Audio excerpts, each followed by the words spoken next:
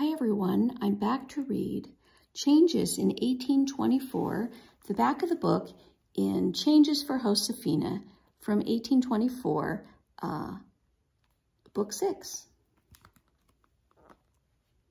For more than 200 years, New Mexican settlers lived as the Montoyas did. But when Josefina was a girl, a time of great change was beginning for New Mexico.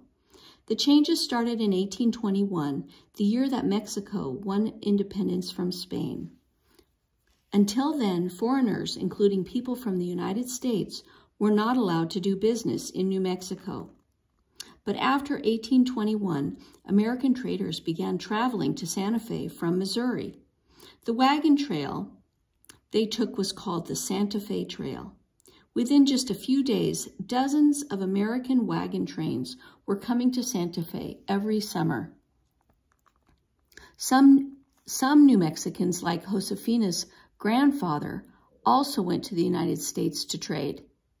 The flood of American goods began to affect the way New Mexicans dressed, did their chores, and decorated their homes. By the time Josefina was raising her own children, she might have had glass windows, wallpaper, and some American-style furniture, all brought to New Mexico by traders from the United States. By the time she was a grandmother, she might have given up comfortable, practical New Mexican-style clothes, like rebozos, full skirts and loose blouses, and started to wear clothes that were fashionable in the United States, such as corsets, hoop skirts, and bonnets. Even though Americans were happy to do business with New Mexicans, many of them looked down on Mexican people or made fun of New Mexican customs that they did not understand. They were shocked to see houses made of mud and women wearing skirts that revealed their ankles. These travelers published reports in American newspapers and magazines criticizing many aspects of the New Mexican life. Still, people in the United States soon became interested in the Mexican lands to the southwest. They began to feel that these lands should belong to the United States. Many people believed that the United States was entitled to all the land between the Atlantic and Pacific Oceans.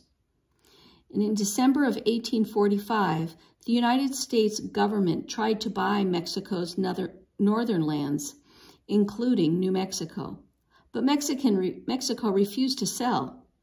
And soon after, the United States declared war. American soldiers went to New Mexico on the Santa Fe Trail, and in August of 1846, they established American rule there without fighting any battles. New Mexicans had very mixed feelings about the American takeover. Some were happy, believing that their chances for progress were greater if they were Americans. Others were angry and sad. When the American flag was first raised in Santa Fe, the women of the town wailed with their grief so piercingly that even the cheering American soldiers were silenced. These women feared that their way of life and most precious New Mexican traditions would soon be lost.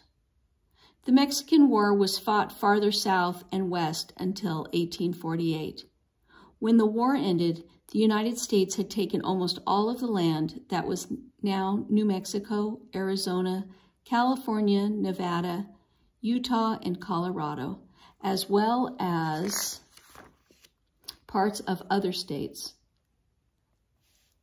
Everyone living in this region except Native Americans were granted American citizenship. Josefina would have become an American when she was 33 years old.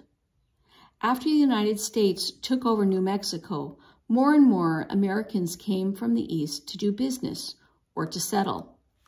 Protestant missionaries tried to convert New Mexicans from their Catholic faith.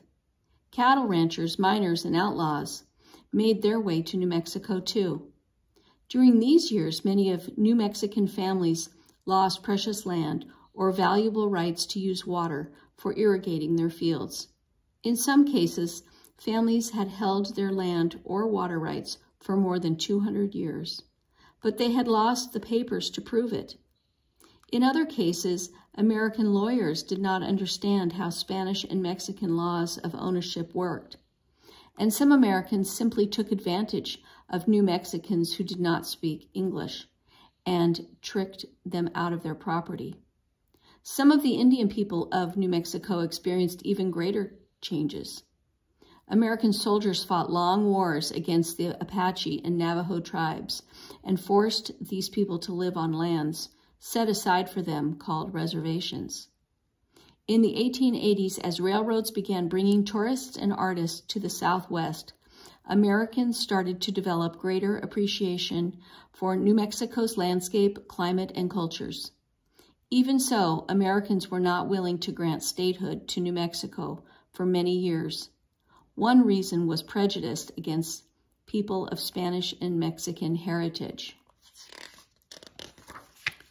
Many Americans thought that New Mexicans seemed too foreign to be real Americans. But finally, in 1812, New Mexico and Arizona were granted statehood, more than 60 years after the Mexican War ended. Like Josefina, many Mexicans lived under 3 different governments, first Spanish, then Mexican, and finally American. And through all these political changes, life in New Mexico's small villages continued much as it had for generations. But in the larger towns and cities, changes were much greater. Many of the top government positions were held by Anglos, or English-speaking people from the East, not New Mexicans. Business and legal dealings were handled under United States law. School children were taught in English. And New Mexicans, both Spanish and Indian, learned to take part in American life. But they also worked to hold on to their culture, their faith, their language, beliefs, arts, foods, and other traditions. Today, the Southwest is a vital part of the United States and reflects all the culture of the people for whom it is home, including Spanish, Mexican, Indian, and Anglo. All right, and that is the end of our book, Changes for Josefina, Book 6, set in 1824. Hope you liked it. See you next time.